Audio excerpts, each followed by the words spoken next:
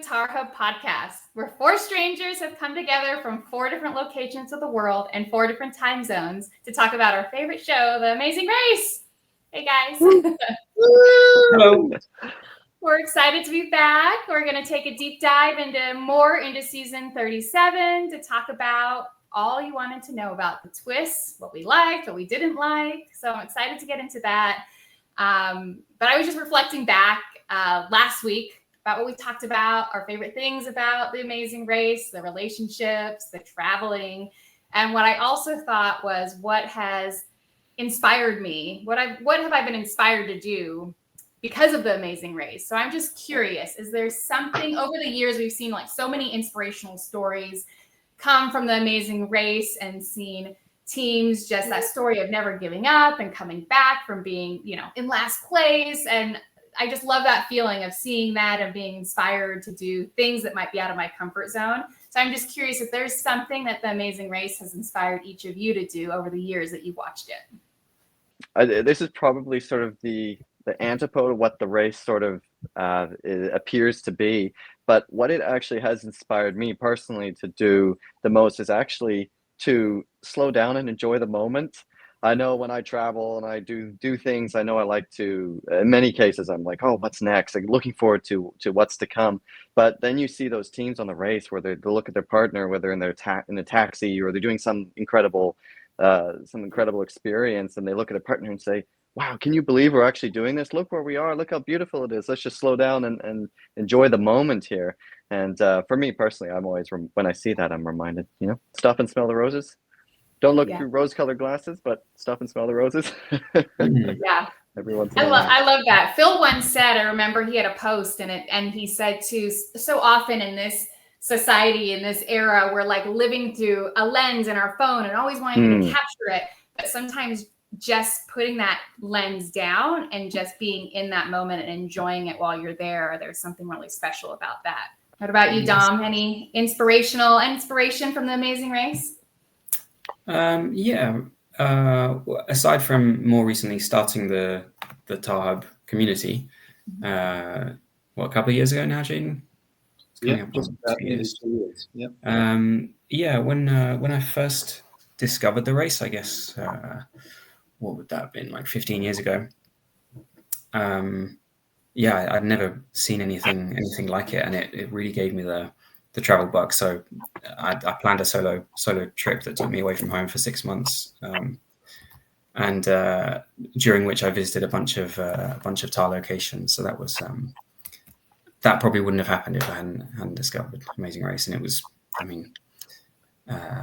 completely life-changing to do something like that. Mine was going to be the exact same, so I'll say it quickly and shortly, which was that I also wouldn't have probably done my solo backpacking trip at the age of, I just turned 19, and I probably wouldn't have done that myself either. So, packing up from a small town in New Zealand and going across the world was pretty adventurous, I like to think, at the time. And I'd also visited quite a few locations that the race had been to, and seeing, different cultures and immersing myself in it. So, that would be my answer. Yeah, I love it. My husband knows when we travel, if there's a location, and I'm sure you're the same, Amazing Race has gone to, I look it up and I go, okay, we're going to go to this pizza place that they were at in New York because I remember it on whatever season it was on, so. Yeah, there you go. It makes it a little bit more fun, and I know they just roll their eyes at me, but I love that. Because when you get there, you're like, okay, well, now what? Yeah. Could you order some pizza? I guess that's not too bad. Take a photo. If I post it, only the true Amazing Race fans know why I'm so excited to be there. Yeah, yes, there you go. Anyways, well, that's awesome. How about you? Oh, me? I have a couple. One, stepping out of my comfort zone and doing a podcast. I've told a few friends, and they're like, "You're part of a podcast?" The introvert what podcast is that? That doesn't like public speaking and not being prepared with something. I'm like, I know, who am I?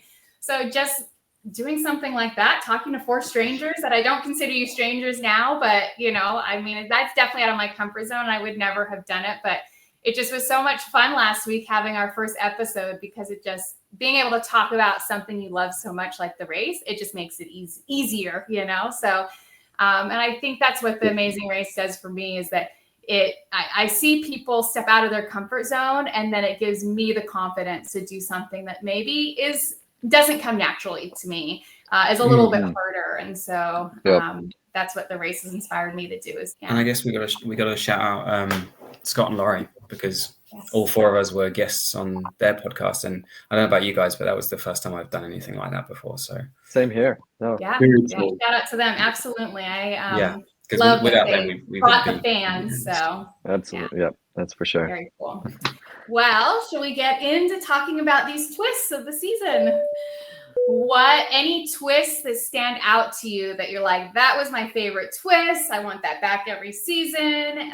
Anything that jumped out to you that you just remember from this season? Well, the head-to-head, I just want to shout out the head-to-head, because, having watched 30 and 31 it was in, I always would watch it and think, why are they doing it right at the end? Because you've run the entire leg trying to get ahead of the other groups, trying to get that lead. And then essentially you just turn up at what is really the pit stop, and then have to just wait until the next team arrives and hope that you beat them in the challenge. And I really liked the way that the head-to-head was structured this time. They've obviously, I think they've listened, production has listened, and they put it much earlier in the leg before most of the tasks, which I think was a really good decision. So I really liked the head-to-head. Yeah, they definitely did it right this time. I was happy to see, and I know maybe it's not the most exciting twist per se, but to see the non-elimination leg. I've always enjoyed that, because it again, I think it's that what I love of, maybe, the comeback story or the underdog, not that necessarily Han and Holden were the underdog, but I've loved it in past seasons that it gives a team, an opportunity to come back when it gives you a second chance, which I love that. I think there's some pros to not having any non-elimination legs. You can fit in more teams, you get a chance to get to know more teams, but I think on the balance of it, I think I like having the non-elimination legs, not just for the legs that they're on, but just their presence in the season means, as you say, you get towards the end of a leg and you just don't know if maybe it'll be a non-elimination leg, and there's always that tension at the end of the leg. Even if there's just one team miles behind, you never know, they might have a chance to be safe. Even from a viewer's perspective, if there's a couple of non-elimination legs in the season, and okay, you don't have to have 4 like they have in the past, but just having a couple, I think strikes the right balance, because it means that a team, if they're told that from the start, then they can sort of go, oh well, we have fallen behind, but it may well be that we have an opportunity to stay in the race. Otherwise, you sometimes see teams just giving up. Yeah, there's more suspense for the viewers as well, and more, especially if it's one of your favorite teams that's falling behind, you have more of a hope that they might be able to catch up. But like you said, Jaden, you do see that on the race with the teams, where sometimes when they are falling so far behind, they feel like there's no hope. We've seen some great teams over the season come out and win their season because they've been saved by that non-elim, right? So yeah, absolutely. Or even teams that like, if I go right back, I remember in Egypt, the Bowling Mums came in last. They're a really much loved and iconic team, and imagine if we'd only got them for 5 legs, whereas we got them for something like 12. So I think that on the balance, it is good to have a couple.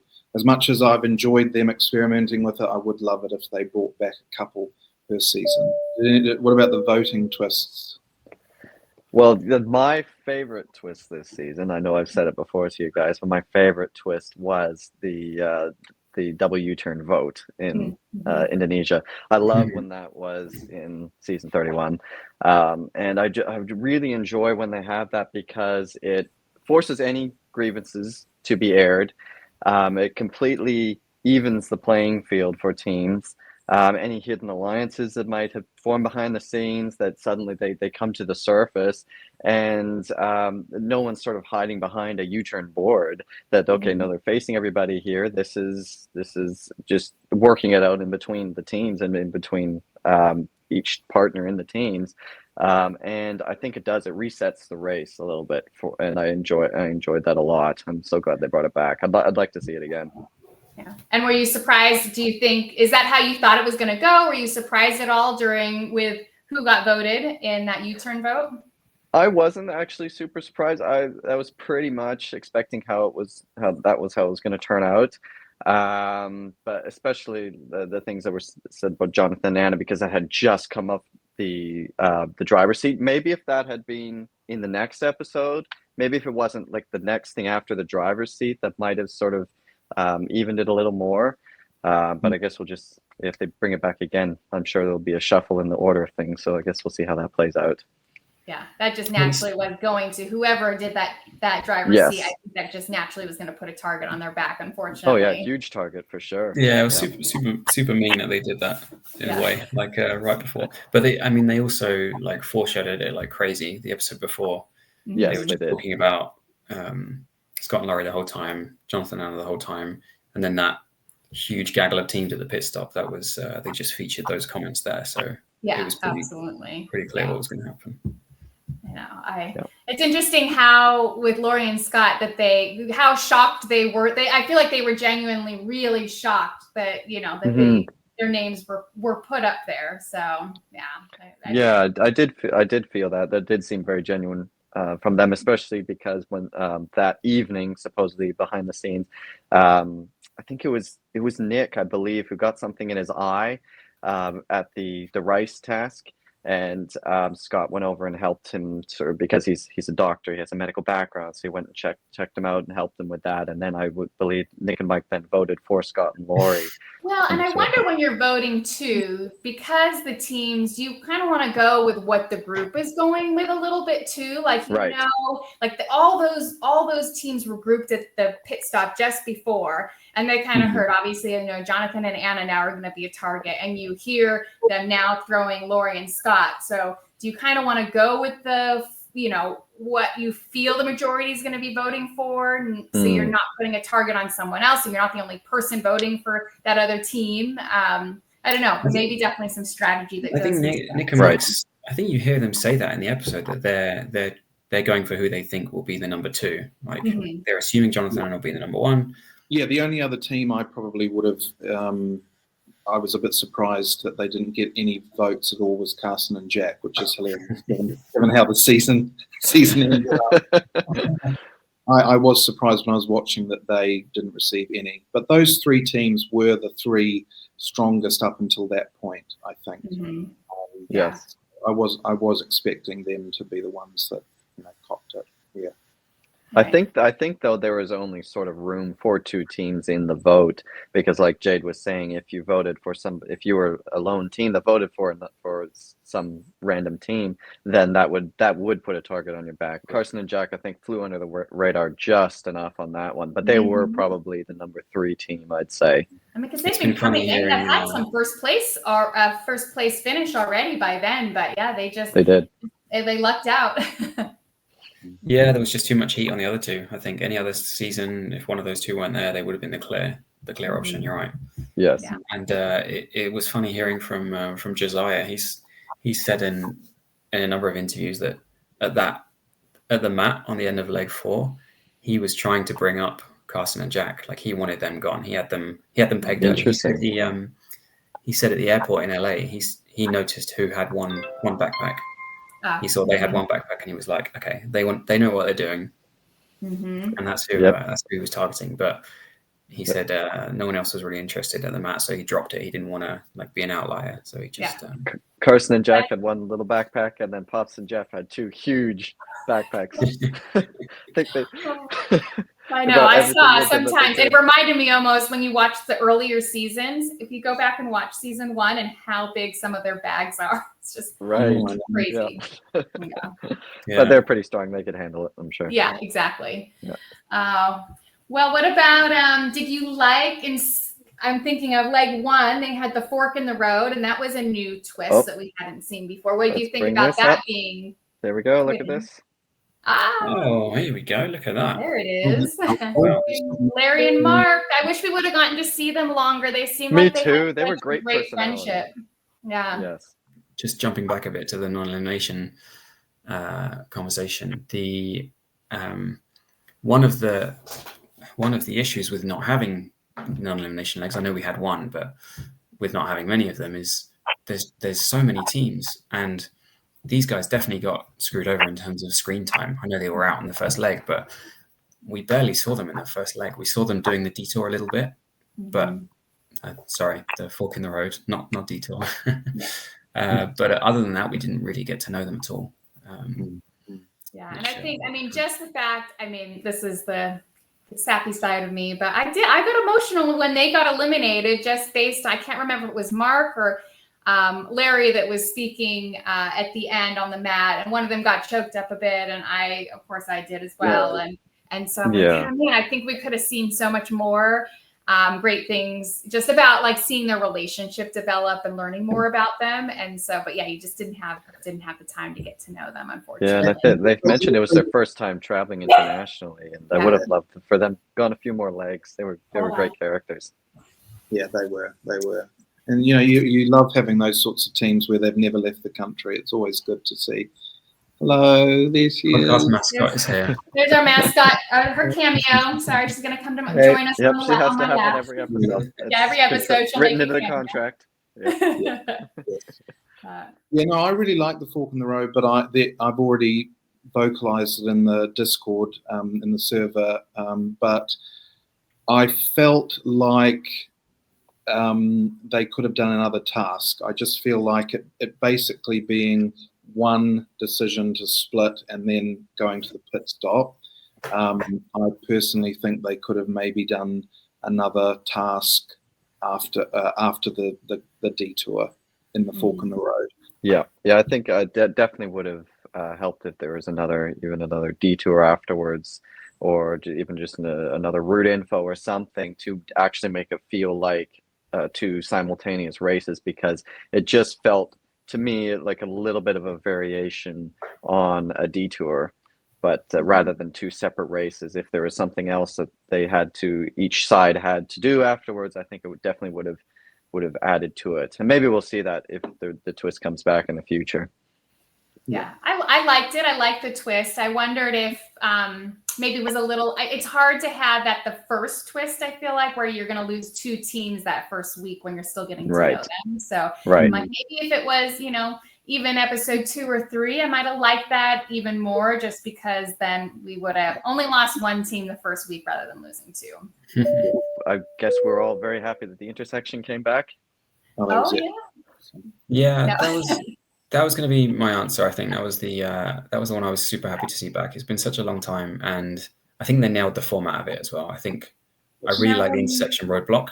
It can be a bit chaotic when there's two teams working together, but yeah, the roadblock makes a really interesting dynamic. I kind of wish we'd seen more like relationships come out of that, because they were together for the intersection, and then we never really, those relationships didn't carry through to future legs. And then I think the strongest was with Scott and was it Bernie or Kerrigan that did the? Bernie. It was Bernie. Yeah, I think they had the strongest relationship at the time in while doing the task, and then when Bernie and Kerrigan sort of they went their own way, and then they got eliminated early on in the season. That would have been interesting to see that carry on further.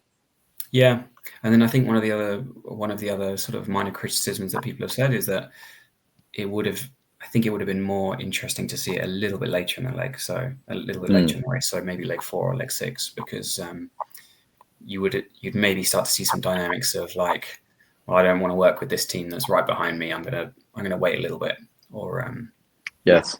Like that. So what did you think of how this express pass played out? Some of the complaints are that like it's just too easy for the team in front to just try it and get it. But I think when you have something like the voting U-turn, you need to give incentives to teams to be at the front of the pack, unless they're super incentivized by the holidays or the vacations. You need to give them like some gameplay items to incentivize being at the front, because otherwise, if you're going to have the voting U-turn come back every year, you might think twice about like trying to be at the front of the pack in the early stages of the race. So I actually like that that it was the team that was in first place that got it. Same with the fast forward, same with the other express pass later. I think it's good that there's still these incentives gameplay wise to stay at the front. I do think the task was much too easy, though, personally, for that express pass, especially if someone knew how to play soccer. It was they only had to keep it up to, was it 10 times, I believe? Five. Only 5. Are you serious? It was only 5? Yeah. Yeah, wow. Yeah, so that was... I'm not saying that it would be easy, but yeah, someone that is a soccer background or something you saw, I think it was, Holden that came in and they were, a little further behind. And I think he does have a soccer background and he, whipped through that. The second express pass, it was a real, it wasn't that difficult. It's more the thought of doing it than actually doing it. You're off the coals relatively quickly, but it was such a grand thing, from a cinematography perspective, that it was quite an interesting task. And also the fact that you had to drive out of your way to get to it, complete that task, and then come back. I think I prefer that.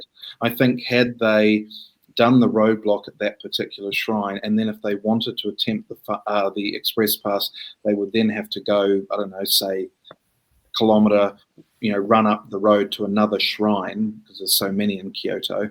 If they go to another location to then have to do the same task, I'd have forgiven it more. But I think just the fact that it was literally pick that up for 5 times and then your partner runs and does it and off you go, it just wasn't quite difficult enough for me. Yeah, and I agree. And to Ethan's point as well, this was the kind of task that if you've done it before, if you know how to do it, you can get it done in 10 seconds, literally. Yes. If it was something that was like, okay, you've got some expertise, so you'll be able to do it in like 5 or 10 minutes, then it makes you sort of think twice about it. But like, why not try it if it's going to take less than a minute? Yeah. And I would assume most people don't have expertise of walking on coals, so I think that was a little more. I enjoyed that one. To Jane's point with that, you've got the baked in time to the round trip time to go to it. So there's a little more of a risk. There's got to be more of a risk, I think. And the thing, even with the first express pass, I mean, with Carson and Jack, their idea was, well, we just keep doing it until we see another team gets it. But there's no risk. Nothing's lost. Once they saw Jonathan and Anna got it, they're like, let's go. We're out of here, And so, I like it more when you see 2 teams really, like, there's more risk involved. Or I love when you have there was that season just, I don't know if it was 30, I'm now mixing 35, I think, where the sisters had to eat all the bugs. I mean, only one team ended up trying it, but that was something that's like, not everyone's going to try it. It's going to take a little more time to do it. So I'm like, it just needed to be harder. So here's a question for you. With these express pass tasks, do you think they should have the little sign that says express pass taken, or should they let the team do the task and then they get told afterwards? Ooh, good question. That's a good question. I would think maybe depending on the circumstance. Yeah. If it's a long drive, a long sort of detour to get there, then maybe. And if the task is going to take a while, but otherwise it could add some drama if the team attempts it and then doesn't, receive it at the end. But I don't know. I mean, it definitely did cause drama was it Annalie and her dad, and then with the stair task, that was an express pass, right? And that was an express pass. The sign said taken, and they went all the way up, and then that was a good episode. So, I know. Yeah, did create some good drama. That was an excellent episode and a perfect example of, well, I think they even did put a little wee sign up there saying express pass taken, but it was on the right hand side. I think it was at the bottom of the stairs, before you went up, but so they just missed it. Ran up right past it, yeah. So they got to ride the zip line down for free, which is pretty cool. Oh yeah, that's true. Driver's seat. Now, I have a question for this one. You guys might know. I don't remember them saying it in the rules, even when I did the rewatch. If you were the first team, did you have to play the driver's seat? Like, was it required, or could you have skipped it? You could wait well, you would have to wait, is what I heard. Is that if you didn't want to be the one to do it, then you could step off the mat and wait for the next team to come. I don't know. Strategically, now seeing how it played out, I don't know if I want that target on my back. Would you? I mean, obviously, it's a new twist this season, so we've never seen it before. So, and you only have 2 minutes, so you got to think on your feet. But well, part of me was thinking that I'd step aside and not do it, but also I don't think I would, because I don't have the foreknowledge that the very next leg is going to be a double U-turn vote, and so I'm ahead, and I'm going to wait for the next team that might be another 5-10 minutes behind, and then come in and potentially give me a large amount to do.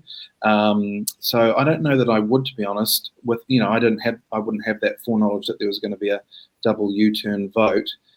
So I probably would attempt it. And obviously one of my issues with leg 5 was that after they had the U-turn vote, the actual leg I felt wasn't long enough. That beach location, and did the 2 tasks, and then they got in a cab, went to one other location, did the roadblock, and that was it. And then they walked, ran to the pit stop. So I was, one of the things I was going to suggest that they should change is some of those early legs, particularly leg 5. I felt that there wasn't enough tasks. They needed to have a couple of active route info. So one of the other interesting details, I think Anthony and John mentioned this in their recap, was they had 2 minutes, and I think they said they had the cameraman like bugging them, like, come on, hurry up. And but also once you'd put a weight on somebody's picture, you weren't allowed to move that weight. So I think they said that they stuck with the 15 kilos at the end, and they thought about swapping it, but they wouldn't let them. So they were kind of like, that's naughty. That's very naughty. I'm going to tell production. I would, in terms of the twist itself, I would have loved to see some more variation in the 15, 20, 25. I don't think is different enough. Like it made teams pretty mad, but I think it could have really changed some placements if it was like a bit more extreme, like 10, 20, 30 or something like that. I would agree with that. I would have probably preferred it if the stakes were a little higher on that one. Yeah. But if it was me, I don't know if I would have done the driver's seat. Like I get it, what Jaden was saying, but that especially puts a huge target on your back. And I think because it was so early in the race, I think I would probably want to fly a little more under the radar and be a little more anonymous at this point.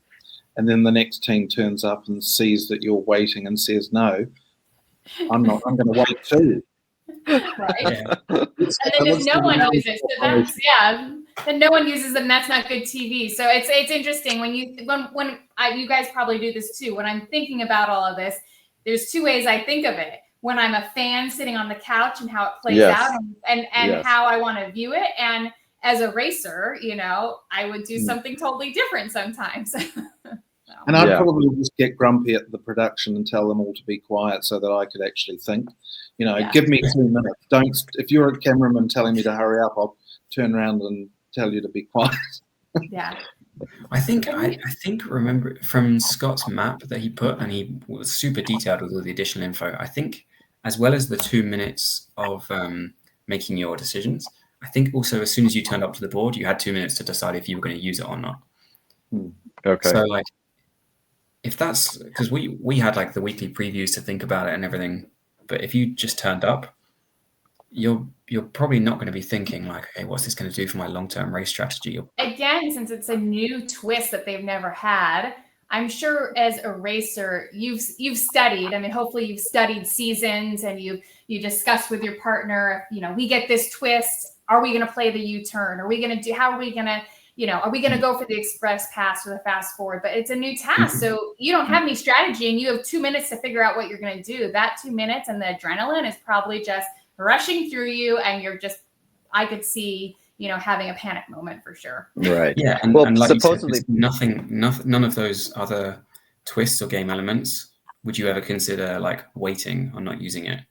Right. That's true. It's like, how do I maximize supposedly it was it was previewed to the teams the night previously in the hotel rooms. Production went around and said, okay, this is the driver's seat, this is how to use it, and gave them the rules and breakdown for it. But I probably wasn't enough time to really strategize, okay, how is this actually going to play out on the field, on the race?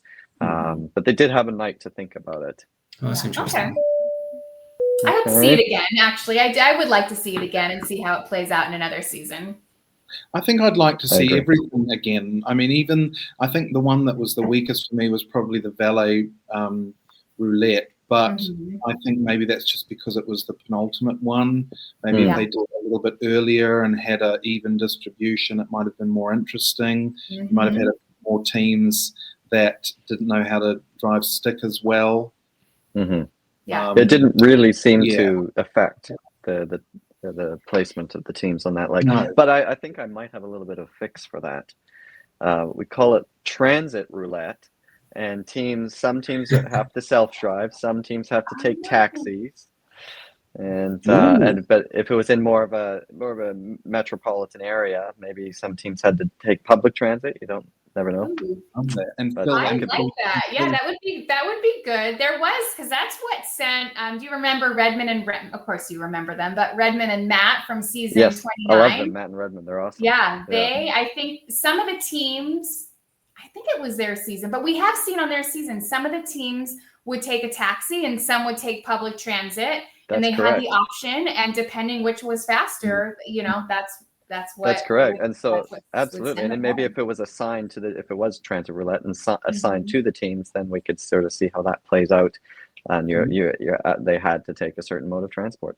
An idea for a future season, maybe. Can one team be driven around by Phil? Yes. Inevitably they'll be eliminated by the. But wouldn't that be such a cool experience? No, I don't want to be driven.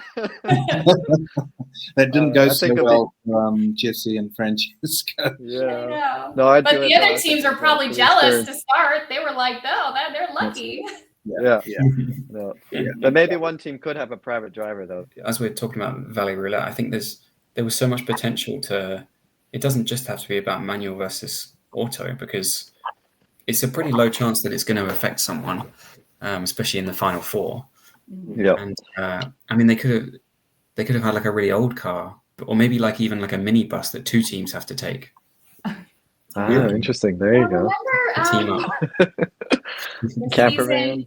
31 was it James and Will's season where it was something different with the car, with how you put it in reverse, like the there was something tricky with how you got the car to that rings a bell to move, right? It was the type of car. So if you threw in a different type of vehicle that was a little trickier to operate or something. Yes, and in Berlin, yes.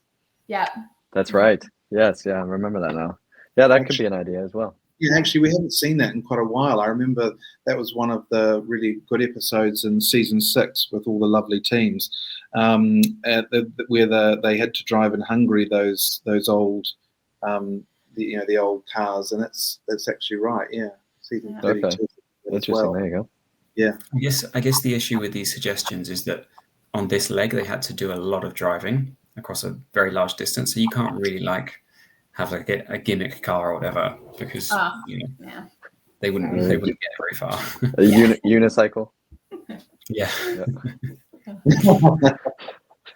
Yeah, that's true. A shorter distance, and then they can get their real vehicle, right? Yeah. No, I think those changes would only work if it was in more of a city environment. Mm-hmm. Yeah. Fast forward. Did you like it? What do you think it's about it? Always great to see the fast forward, but this one was pretty straightforward.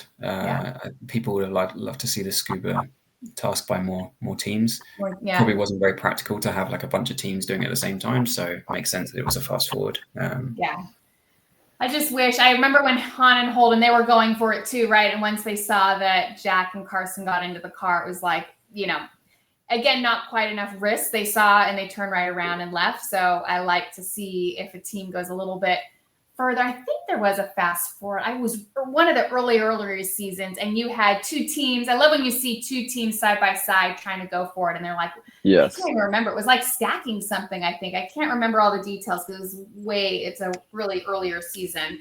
But yeah, I like when you can see maybe another team thinking that they can get it and then have to turn around because the other team gets it. I like it when there is some risk or because the fast forward is probably one of the best advantages in the game. Or if there's something where you have to go outside your comfort zone to get the fast forward, like maybe not shaving your head or something like that, something that extreme that we did see way back. Actually, one of my favorites is, besides the shaving the head, which is a classic, people always bring that one up, right? Yeah. But the tattoo, remember the grandfather and the grandson, wow. and they had to Yeah. get the two F's tattooed? No way in the world. No way in the world. Oh, really? You wouldn't do it? No, not at all. Really? Wow. Nope. I would definitely do it. That sounds awesome. I would definitely do it too. And those were I did not like those old English F's. I'm like, but I would do it. I mean, like, it's like the best possible story for a tattoo. Yeah. Yeah. Shave my head, but have something that's on you for the rest of your life. Hair grows back. The second U-turn. Yep. I think they played it right. They saw the team behind them. It was great viewing for those watching at home. You know, the team's coming up right behind them. Are they going to use it? I thought it was played well. I think it was placed correctly a couple of legs after the U-turn vote. And I also think that this is what I wanted from 35. 35 filmed as 36, so immediately before this one, and they had their private U-turn vote where they had to do it, at their accommodation ahead of the sixth leg. And then you had Anna Lee asking all these questions. Did you vote? Who did you vote for? Who did you vote for? And then there was no payoff I was hoping to see another U-turn slightly later in the race, leg 8 or 9 or whatever, and there was nothing. So I think that it's always good if you're going to do a U-turn vote to have another U-turn around in the season, maybe even a yield. Some people will disagree with me and say that's too many, but I personally think having at least 2, maybe 3 is a good thing. I'd agree with you on that one. Yeah, 100%. And it is always fun when you have those seasons where they where they create like a storyline between the first, the second, the third U-turn. This wasn't the case this time. It wasn't really like links to the U-turn vote, but yeah, we all know what happened in that leg, and it was definitely placed right and an iconic one. The scramble. When did they introduce that? Like they've done it twice now. Once the beginning, right? And then at the end of season 35. So this is the third time we've seen it. Personally, I liked when it was the Sunset Seattle Scramble in 35. I liked how that played out.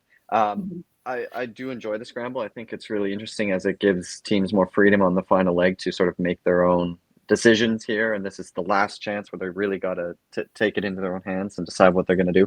But how it played out, because the teams all chose the exact same order of how to do things, I don't think we saw the full potential of the Scramble. That's why I liked 35 better.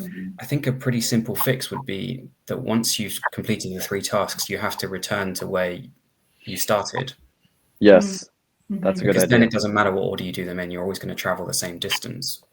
I didn't like it in the premiere episode of 34. I did like it in the finale of 35. I didn't mind it this time. It wasn't the strongest episode of the season, but I personally wasn't. I enjoyed the finale nonetheless. There was some. Obviously the car crash was quite a highlight. There was some interesting moments. Anna, overcoming overcoming her fears. I thought that was really cool. And Jonathan's response, I'm sure that took a lot of people by surprise, but it was really lovely to see. I didn't mind it, but I would be interested to see it somewhere in the middle, or somewhere different, maybe, and somewhere placed somewhere differently. Any twists that you guys have that you over the years, you're like, this would be a great twist that I want to tell production to try. Now that we've seen some new ones introduced, and I have Jaden one. looks like he has something he wants to share. Jaden, you look like you're chomping at the bit. He does. He's like, I want to share it, but I'm not sharing it with you. No, I'm I production. Big list. yeah, exactly.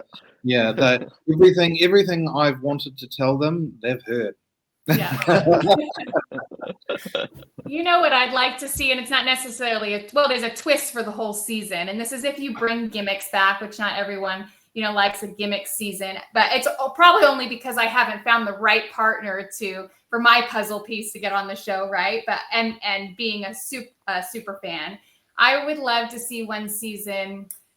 And I don't know exactly how it would work, but you'd have like a start line like you do at 29, where you have half of the people are fans and half of the people are your favorite one. It obviously would be just one teammate of that team. So say whoever's the most dominant, like, from Bethany and Adam, you really remember Bethany from that team more than her husband. But and so you'd have your favorite, it's like a fans versus favorites, and you'd get paired up at the start line. And so you would run the race. A fan would run it with their favorite contestant. So that's cool. That's interesting. That's a cool idea. I like that. That's the idea that I've always had. Them like, why don't they do that? Because Survivor, has a fan versus favorite. We need Amazing Race to have a fan versus favorite.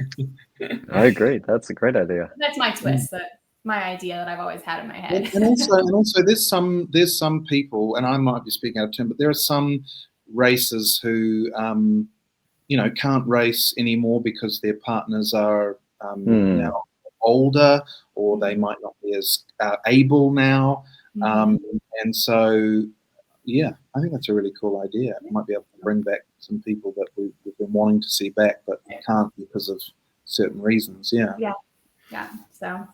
Yeah, I agree. Well, I have an idea called a twist called carpool twist, where this would probably be best to take place in the first third of the season.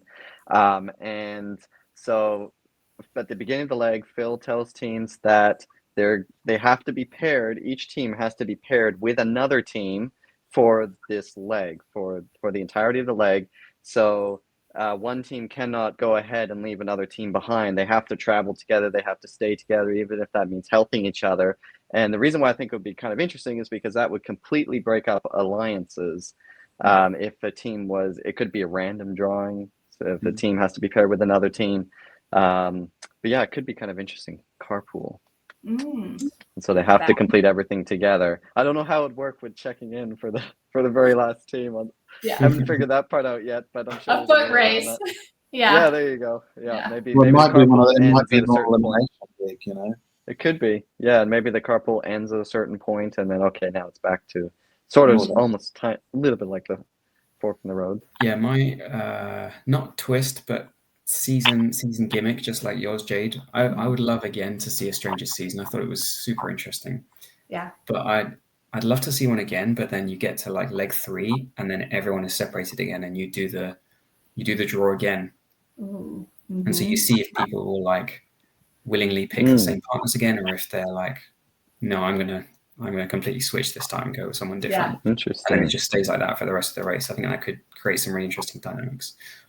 Yeah, that'd be interesting to ask season 29 players, would you have switched your partner if you there's if they used your twist, But I think sadly the reason we won't ever see that again, or your idea, Jade, is because they'd have to pay for twice the number of hotel rooms everywhere. So right, that's true. Yeah, bit of a shame. All comes down to money. Down to money. Where did we go? We went through them all, right? I believe we did. We covered them all. We did. I like to wrap stuff up. I also am a run coach. I don't know if I told you guys that, but I'm a run coach on the side, also inspired by the Amazing Race. Never thought I'd have the confidence to become a run coach to middle school kids, but it's because of Phil inspiring me to run a marathon, and now I run. So I'm always known as the one that shares quotes. So I found a quote from Phil that I'm going to share, and I love this. So he said once, we have a gift of life. What we do with that gift is dependent on the choices we make, the people who we spend time with, and the things that we go out and do every day. And I truly feel like the Amazing Race is a gift, and it's brought 4 strangers together, like I said, who I now consider you my friends. And this is like a highlight of my week to be able to come on here and talk about the race. And it's just so fun. So I'm looking forward for future episodes. I think Dom was going to maybe tease what we have in store for down the road. And I don't know when we're going to come back on here, but we'll figure it out and let you all know. Yeah, well, we've. I mean, that's everything we had planned for the season wrap up, right? I believe it is. Yeah. I think so. We talked about some ideas for special one-offs that we'll do over the next couple of weeks or couple of months. Perhaps talk about our favorite teams that we want to see back for predicting an all-star season. And we had some others on the list. I can't remember unless anyone else can remember. Oh, we might do some season retrospectives. A little bit about how TARHub works. And we would absolutely love to hear your suggestions as well. If you watching at home have an idea of something we can deep dive into, a really specific topic or element of the race, we'd love to hear it. And Amazing Race producers, introduce us to all the teams before Phil says go. Thank you. Yes. Thank you. I agree. We need those bios. Do you mean like the bios that they used to? Or even just a little thing at the start, because I got halfway through Hong Kong and I was like, who's that? Yeah, absolutely. You suck us in by telling us, getting you invested in their story. So I know, it's only 90 minutes, but now you have 90 minutes. Well, maybe not that with commercials, but they have more time. I agree. I think they need to get us more invested and sucked into each team. And I think that'll capture people in the first episode too, to be like, I got to tune back in to see where their story is going to go. Exactly. Okay, well, this was fun. Yeah. There we go. Sammy. Hi, Izzy. Thanks, everybody. Brilliant. Thanks for joining us here on the TARHub Podcast. Visit the TARHub Discord group to connect with us, thousands of other fans of the Amazing Race, and even your favorite cast members. Find the link in the description below. Travel safe.